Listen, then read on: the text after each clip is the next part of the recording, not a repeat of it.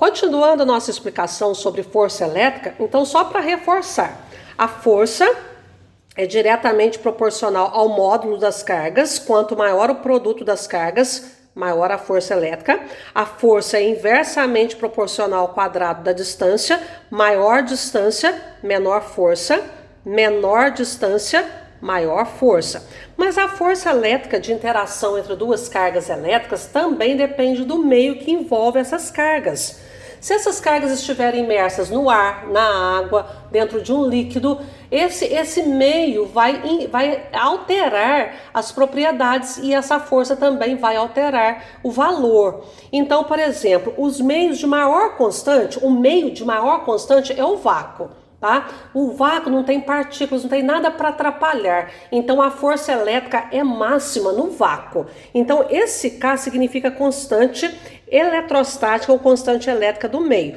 O ar, a constante elétrica do ar, ela é um pouquinho menor do que a do vácuo, mas praticamente igual. Então, quando no exercício não mencionar se as cargas estão imersas no ar ou no vácuo, a gente considera praticamente igual e a gente adota a constante do vácuo. Tá bom? Agora, se estiverem imersas na água, a constante da água, por exemplo, ela é 81 vezes menor do que a constante do vácuo, né? Por isso que compostos colocados na água dissolvem, porque a constante da água, a constante elétrica da água, ela é muito pequena. Então, por exemplo, se você coloca sal de cozinha na água, o sal de cozinha, NaCl, Na mais Cl menos. É um composto que se une por força elétrica. Quando você coloca na água, ele dissolve, o Na mais separa do Cl menos. Por quê? Porque a força elétrica se torna muito pequena, porque a constante elétrica da água é muito pequena, tá certo? Então vamos lá. Para a gente saber fazer um exercício, nós temos que saber o significado de cada grandeza na equação. Então, o que significa o F na equação? Força elétrica. No Sistema Internacional de Unidade, qualquer tipo de força é dada em Newton. O símbolo tem que ser maiúsculo em homenagem a Isaac Newton, mas qualquer unidade de medida escrita por extenso se escreve com letra minúscula. Q1 e Q2 são os valores das cargas elétricas contidas num determinado corpo. No Sistema Internacional, a unidade de carga elétrica é o Coulomb, em homenagem a Charles Augustin de Coulomb, ou Coulomb, pode falar. O símbolo também é maiúsculo porque em homenagem ao Charles Augustin Coulomb. Para escrever por extenso, escreve-se com letra minúscula. O D é a distância entre as cargas, entre os corpos que contêm essas cargas, e a distância no Sistema Internacional é dada em metros, cujo símbolo tem que ser um M minúsculo. Tem gente que coloca M maiúsculo, mas tem que ser minúsculo. O K é a constante eletrostática do meio que envolve essas cargas, que nós vamos usar praticamente em todos os exercícios, a constante do vácuo ou do ar, que praticamente são iguais. O K0 é muito costume representar por K0 a constante eletrostática do vácuo. E para o vácuo, essa constante eletrostática vale 9 vezes 10 elevado a 9 Newton vezes metros quadrados dividido por coulombs ao quadrado. E essa unidade da constante é a combinação das unidades das outras grandezas. Olha, a força é dada em newtons. Aqui nós temos a constante. A carga é dada em coulombs, a outra carga é dada em coulombs e a distância é dada em metros, porém elevado ao quadrado. Como coulomb vezes coulombs, aqui vai dar coulombs ao quadrado. Então, combinando essas unidades, nós chegamos na unidade da constante, que é newton vezes metros quadrados dividido por coulombs ao quadrado. Tá bom?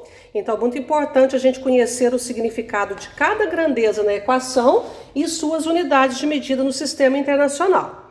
A força elétrica também, gente, ela obedece à terceira lei de Newton, a lei da ação e reação.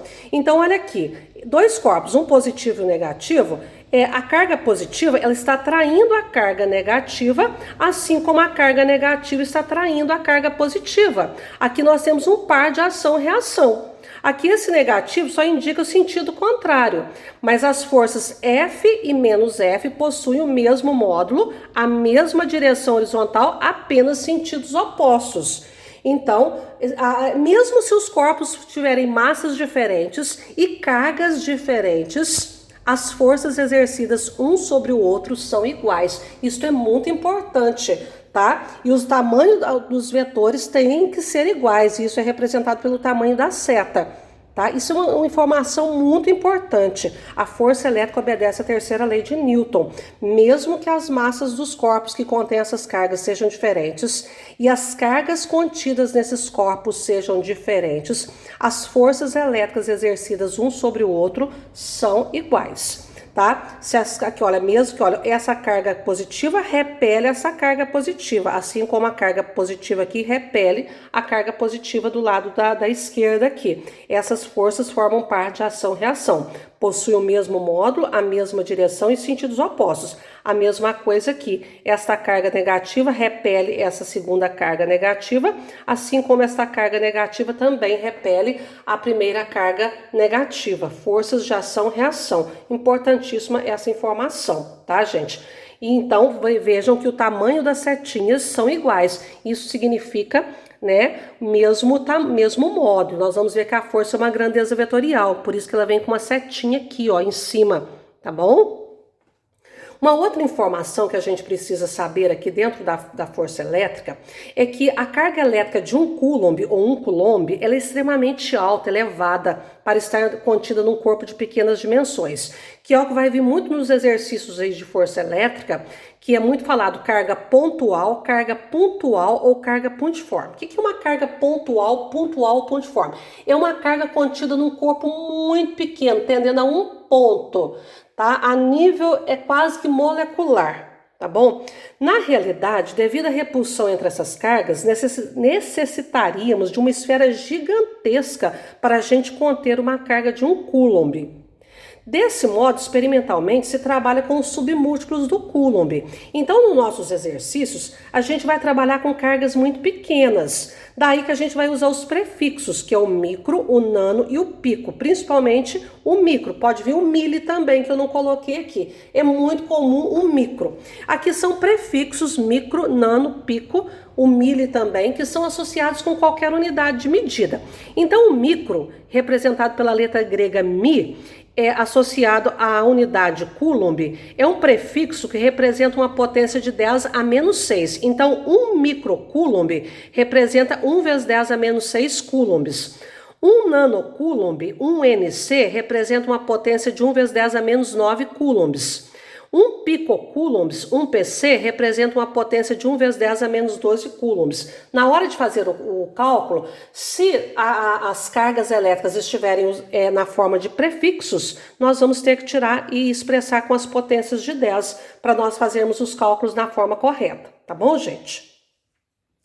Mais uma informação que nós temos que passar aqui é a respeito da força como uma grandeza vetorial. A força é uma grandeza vetorial. Ela pode ser escrita na forma de vetores, né? Toda grandeza vetorial ela é representada com uma setinha em cima da letra. Então, a força é uma grandeza vetorial. Para ficar bem definida, ela precisa de um módulo, que é o valor numérico, uma direção, que é a orientação horizontal, vertical, inclinada, e de um sentido. Olha, eu tenho uma força horizontal orientada com sentido para a direita, eu tenho uma força horizontal orientada para a esquerda. Eu tenho uma força vertical orientada para cima, com sentido para cima ou para o norte, uma força vertical com sentido orientado para baixo ou sentido para o sul, por exemplo. Na hora da gente dar o valor, a gente não coloca a setinha. Por exemplo, eu tenho uma força de 20 newtons. Aí na hora de dar o valor, a gente não coloca a setinha em cima da letra, tá bom? Então, uma coisa importante que eu vou fazer um exemplo aqui, é que grandezas vetoriais, quando um corpo está sujeito a 2 ou mais forças, nós temos que fazer a força resultante, nós temos que fazer a soma vetorial. Então, é muito comum os exercícios de força elétrica fazendo essa soma vetorial, calculando a força resultante, matematicamente ou vetorialmente aqui, fazendo essa soma vetorial, tá bom?